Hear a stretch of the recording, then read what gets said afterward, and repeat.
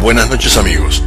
Hoy en nuestro espacio de entrevistas vamos a hablar con un periodista, escritor, guionista, productor teatral y cinematográfico. Nació en 1961 en Montevideo. Cursó estudios de periodismo en la Universidad de Navarra y en la Universidad de Boston. Desde 1980 ha trabajado en prensa, radio, televisión y agencias de noticias. Fue colaborador del diario La Nación y también corresponsal en Uruguay de United Press International. Es columnista del diario El País. Ha publicado 15 libros, uno de los cuales, Al encuentro de las Tres Marías, que habla sobre la vida de la escritora uruguaya Juana de Ibarburú, fue reconocido con el Libro de Oro en 2009. Su último libro, El sentir de las violetas, es sobre lo que conversaremos con este excelente invitado, además de algunos otros temas. Es autor de 4 obras de teatro, dirigió y produjo más de 12 documentales. Tenemos el gusto y el honor de presentarles a Diego Fischer Requena. Bueno, bienvenido a Cinco Sentidos, señor Diego Fischer. Muchas gracias por venir. Buenas noches. Muchas gracias, Víctor. Víctor. Diego, por estar Gracias con por venir nosotros esta noche acá a Cinco Justo, Sentidos. la verdad. No, gracias a ustedes por la invitación y por esta música de bienvenida, ¿no?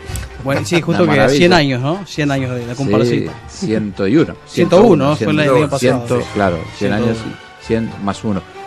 No sé qué orquesta es, pero suena maravilloso, ¿no? Sí, no, impresionante, impecable. Diego, así que El sentir de las violetas es tu último libro.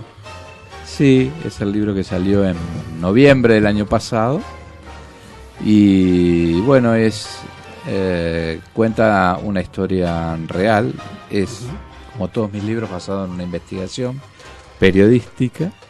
Y cuenta el noviazgo eterno entre Julio Herrera Llobes y Elvira Reyes. Un noviazgo que se prolongó a lo largo de 50 años consecutivos.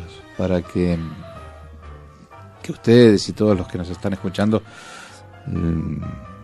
se lo imaginen en una línea del tiempo.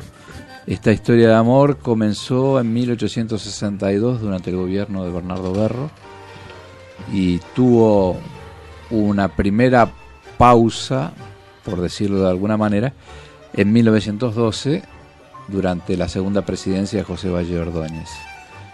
Y digo primera pausa porque después Elvira, primera pausa porque allí muere Julio Herrera, pero Elvira lo sobrevivió 18 años, entonces si sumamos esos años fueron 68 años de un amor incondicional. Qué cantidad de tiempo, ¿verdad? Sí. Muchos dicen que esta fue la historia, y yo lo comparto, romántica por excelencia del Uruguay del siglo XIX, porque además tiene todos los condimentos, todos los elementos de una novela francesa o de una novela española o hasta de algún condimento o algún perfume, diría, de las rimas, o mejor dicho, de las leyendas de Gustavo Adolfo Bécquer. Pero fue una historia real. Sí. Sucedió en aquel Uruguay y en aquel Montevideo. Y creo que está muy bueno hurgar en nuestro pasado, descubrir o redescubrir a estos personajes. Claro. Sí, claro. Julio Herrera sí figura en los libros de historia. Pero Elvira no, es decir, su novia. Y creo que nos da también otra perspectiva y otra mirada y otra visión, o por lo menos lo que yo pretendo es provocar al lector para que después, por sus propios medios, ahonde en la historia. Digo, yo no soy historiador y lo reitero, soy un periodista que investiga, pero he encontrado documentos, materiales que no han figurado hasta ahora en libros y en este caso mucha información la obtuve de cartas, de la correspondencia a lo largo de esos 50 años, porque además se escribían casi diariamente. Elvira vivió siempre en el Prado, y cuando decimos en el Prado, en 1880 o en 1870 o en 1860, era las afueras. Claro, entonces ella se refiere en algunas cartas que le escribe, en muchas cartas que le escribe a Julio Herrera en uno de sus tantos exilios, porque también Julio Herrera vivió mucho tiempo en el exterior por razones políticas. Desterrado 3 veces, ¿verdad? Sí. sí. El primer destierro es con la famosa barca Puch, en la que ingresando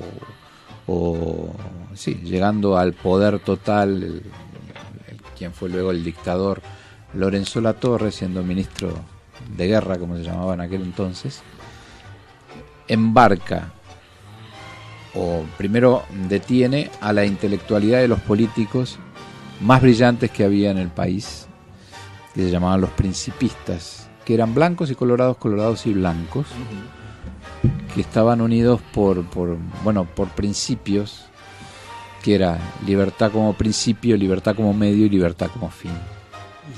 Y eran hombres extraordinariamente cultos, extraordinariamente inteligentes, y que se los acusaba, y en cierta medida era verdad, que estaban a espaldas de la realidad del país. Formaron parte de las famosas cámaras bizantinas. Sí, sí. Es decir, aquellas cámaras que se decían discursos grandilocuentes, discursos muy importantes, pero no se veía ni se legislaba para un país que se desangraba y que era una estancia cimarrona.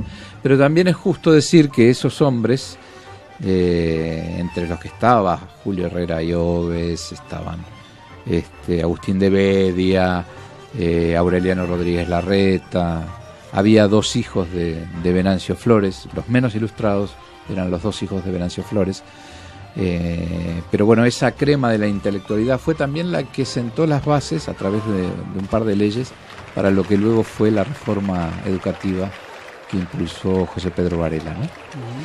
Entonces el primer destierro fue ese, ¿no? Cuando Lorenzo Latorre ordena, eran el obstáculo que tenía Latorre para hacerse de todo el poder. Gobernaba un títere, se llamó Pedro Varela, que ocupó en 2 o 3 veces la presidencia de la República, y como no se atrevió a fusilarlos y a matarlos, claro, pergeñó esto que fue tan de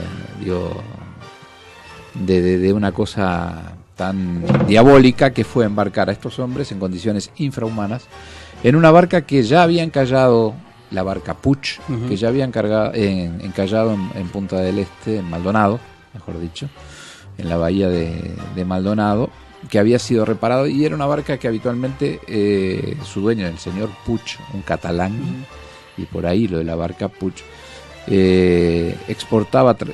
trasladaba en ella tasajo a Cuba. Y cuando es convocado por Latorre a su despacho, le dice: bueno, usted en 48 horas tiene que llevar a estas personas a La Habana. Y Puch le dice: pero señor, yo no lo puedo hacer porque mi barco no está en condiciones. Mi barco transporta tasajo, transporta cueros, no importa. Y le insiste Puch que no lo puede hacer, porque además no estaba en las condiciones no solo de comodidad o de confort, sino de seguridad. Y le dice: bueno, si usted no lo hace, yo no le garantizo su vida, no le doy garantía sobre su vida. A buen entendedor, pocas palabras, ¿no? Sí, claro.